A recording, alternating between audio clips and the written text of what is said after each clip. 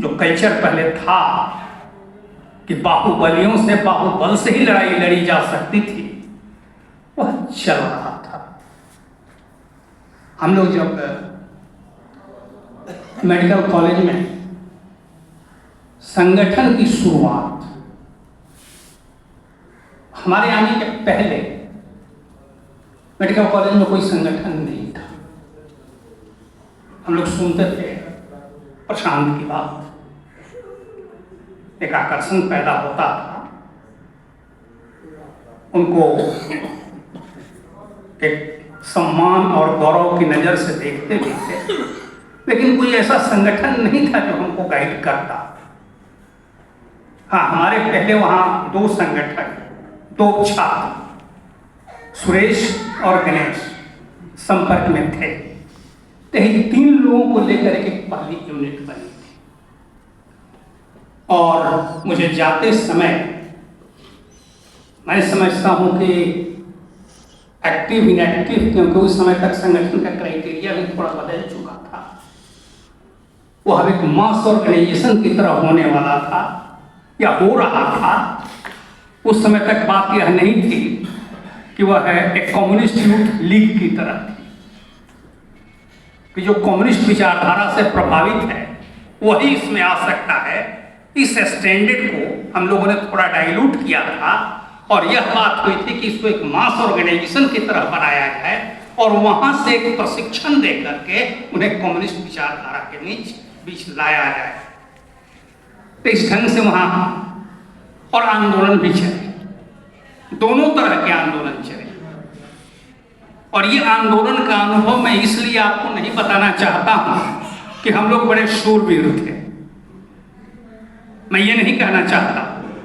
मैं ये कहना चाहता हूं कि उस समय देश और बिहार की राजनीतिक परिस्थिति आज से भिन्न थी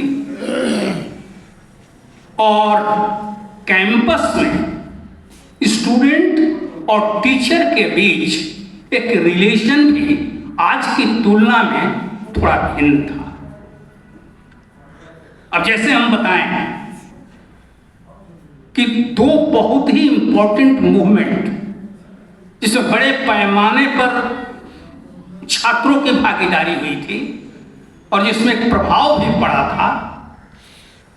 एक मूवमेंट था कि हमारे यहाँ हमारे ही बैच को फेस करना पड़ा था कि एक स्पेशल एग्जामिनेशन कंडक्ट कराया जा रहा था, जिसमें जो पुराने, जिनको हम लोग लॉर्ड कहा करते थे मेडिकल कॉलेज में, एक समय था जब वहाँ लॉर्ड का इतिहास हुआ करता था, उनका शानदार जुलूस निकलता था, वो हम लोगों को देखने का मौका नहीं मिला।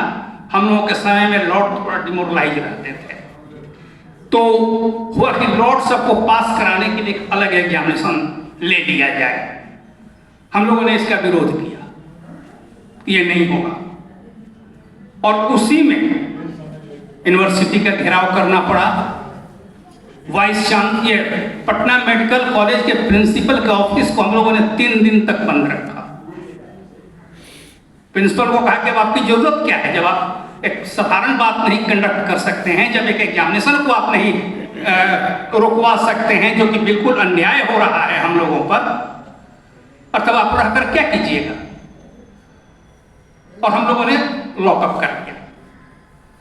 3 दिन के बाद जब वाइस चांसलर ने उस एग्जामिनेशन को कैंसिल किया, मैं उस माहौल में नहीं जाऊंगा कि कैसे उनके साथ हमारा बहुत हॉट एक्सचेंज भी हुआ, और अंत में जब वो कन्विंस हुआ तो उसने एक ही बात कही थी, तुम लोगों का हम पर भरोसा है? मैंने कहा हाँ है, तो हमको यूनिवर्सिटी से बाहर निकलने दो। तो मैंने यही कहा कि आप पीछे के गेट से बाहर निकलिए, हम यही घोषणा करेंगे फ्रंट गेट पर, कोई विद्यार्थी वहां आपको बैक पिछले गेट पर खदेड़ने नहीं जाएगा। और उसने भी अपनी बात पूरी की। अगले दिन आ गया कि वह एग्जामिनेशन कैंसिल किया जाता है। एक सक्सेसफुल मास मूवमेंट था। दूसरा मास मूवमेंट था, और उसमें आपको मैं बता दूं कि इतना करने के बावजूद हम लोगों पर न तो कोई रस्टिकेशन की नोटिस आई और न कोई पुलिस केस हुआ। अंत में उस समय पिरबहोर का इंस्पेक्टर था रामलखन सिंह। जब हम लोगों का ये मांग पूरी हो गई तो कहा कि अब तो हो गया ना, अब तो ऑफिस आप लोग खोल दीजिए। बोले कि हाँ आज खोल देंगे।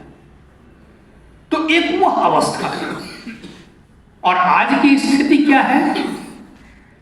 आज तो दनादन FIR हो जाएगा। और जो हम एक सुनते थे कि हंगामा के बीच वाइस चांसलर पुलिस को कहा कि तुमको कौन बुलाया यहां, तो यह जो एक डिग्निटी थी कि कॉलेज और यूनिवर्सिटी का एडमिनिस्ट्रेशन वाइस चांसलर और प्रिंसिपल के पास है और उसमें पुलिस का एंट्री विदाउट परमिशन नहीं हो सकता था, उसका मान रखा जाता था। और प्रिंसिपल समझते थे कि हमारे और स्टूडेंट्स के बीच के झगड़े में पुलिस जैसे तैसे आकर के यहाँ लाठी नहीं बांध सकती, जैसे चाहे तैसे। यह एक स्थिति में बदलाव।